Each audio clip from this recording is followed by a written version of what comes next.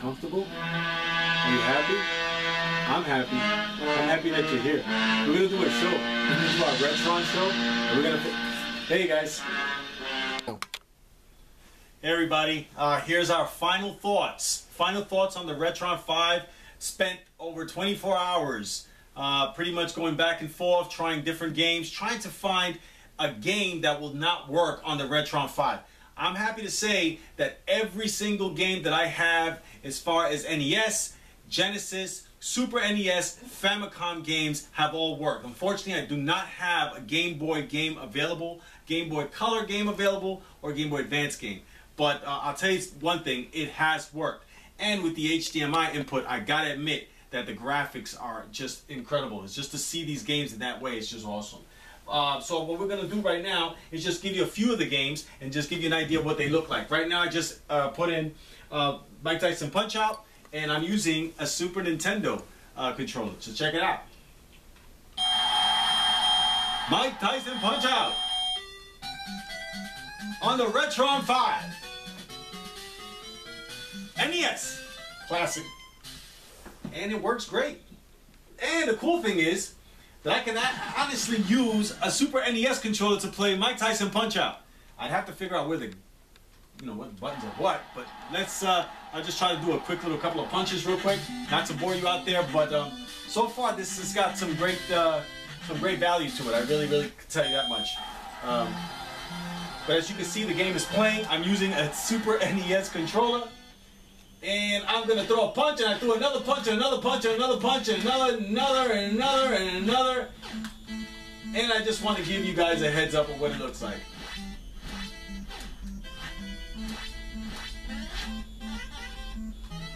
Alright.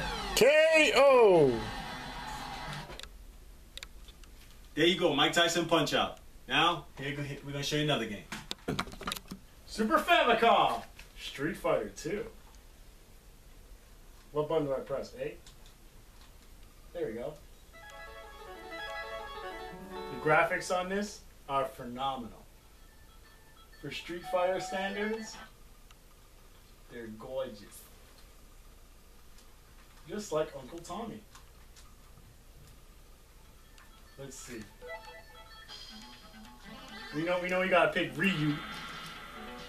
Because Ryu, he's the greatest. Even though Blanka's gonna kick my ass.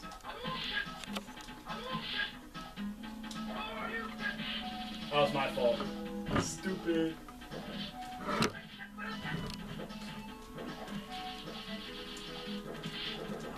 Eat that. Eat that. Eat that. Eat that. Miss that. Blanka always gives me trouble. No matter what Street Fighter game I play, it seems like Blanka always beats me at least once. Always lose to Blanka. Or Blanka, whatever you want to call him. I know some people call him Blanka. Never got that. He's not Blank. Take that. Sweet. Man, screw that. I'm just gonna toss him. I guess that is garbage at my job.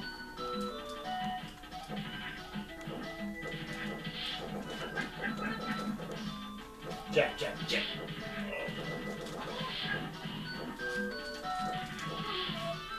Well, that's what you call corner trapping. I lost to Blanka. Alright, so down to the next game. Alright, now we're into the North American games. We're back. We have Donkey Kong Country, Super NES in the RETRON 5.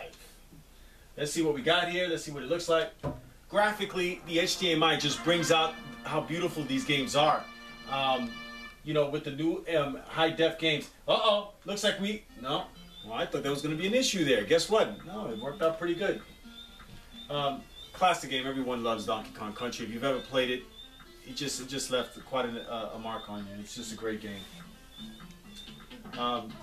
So far we've done Mike Tyson Punch-Out, we've done a Super Famicom version of Street Fighter 2, and now we're doing the SNES Donkey Kong Country, all on the RETRON 5.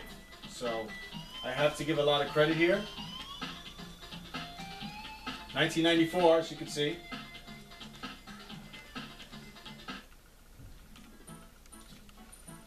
graphically, I mean, if you could really see this as clearly as I'm looking at it, you can see how beautiful the game looks on high def. I mean, it's so clear, but as you can see, the game plays perfectly.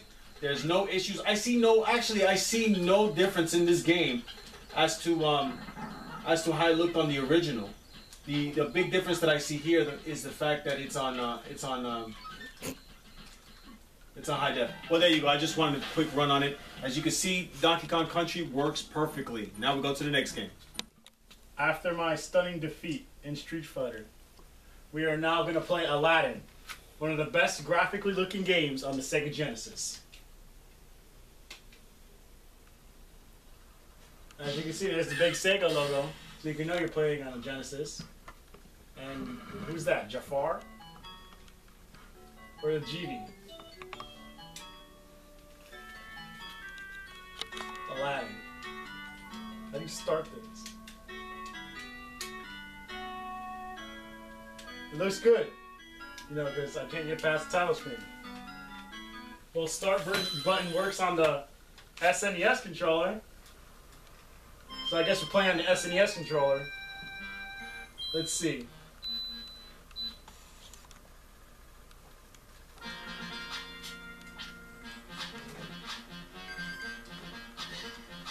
As you can see, the game looks great on the RETRON 5.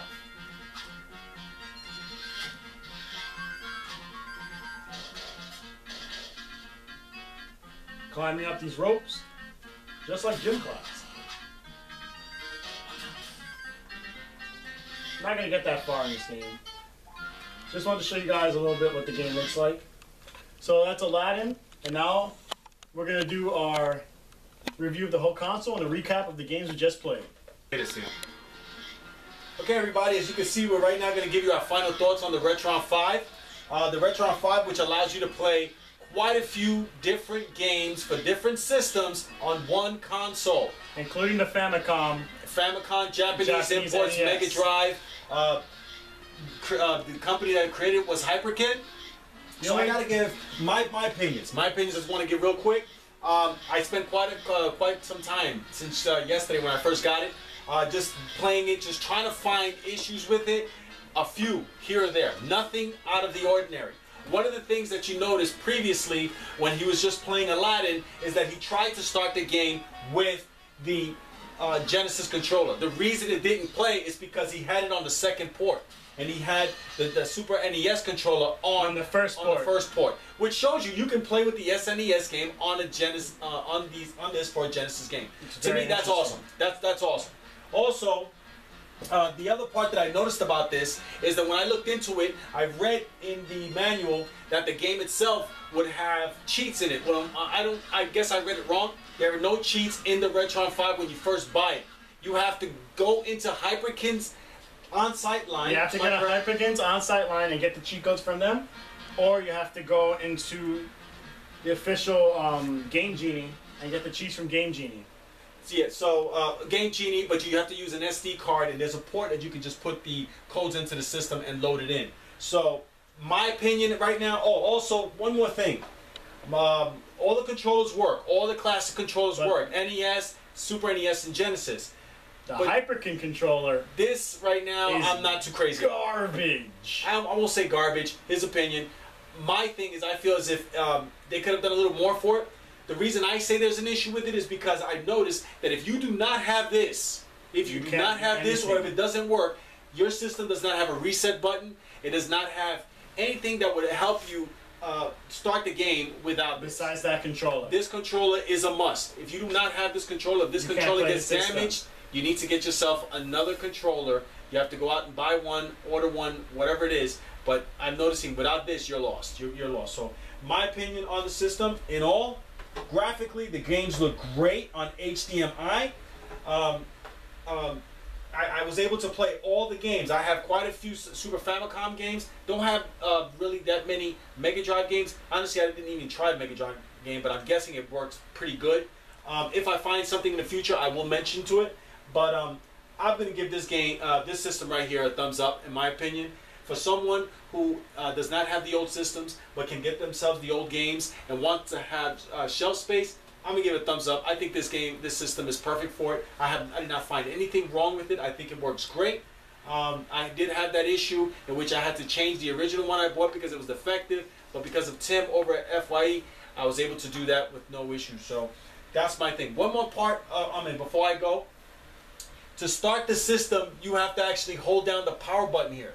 You have to hold down the power button for a few seconds. I counted about 5 or 6 seconds before the system actually loaded up. It's kind of awkward. Yeah, so other than that, I would say, but my opinion, I give it a thumbs up. Definitely, I recommend this to anyone out there who's interested in retro gaming and do not have the old systems. I'm giving it a thumbs middle for 2 reasons. One reason, the controller it's garbage. Like, in my honesty, you heard his review of the controller. I think the controller is horrible. If you're not in range within the system, you can't play with the controller. So you're better off having the original controllers for the systems. 2, that even though the games look good and you can play with the different systems, there's nothing like playing the system on its original console.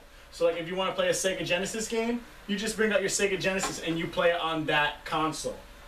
Also the fact that we don't have any Game Boy Advance games, so we didn't even get to see what those look like on this system. But I'm giving it a thumbs middle because the system is enjoyable if you don't have the Super Nintendo or the Sega Genesis. But it's a great system all around, but it does not compare to the original systems of the Sega Genesis and the Super Nintendo. So thumbs middle, that's my review. And a thumbs up. So that's our review for the Retron 5.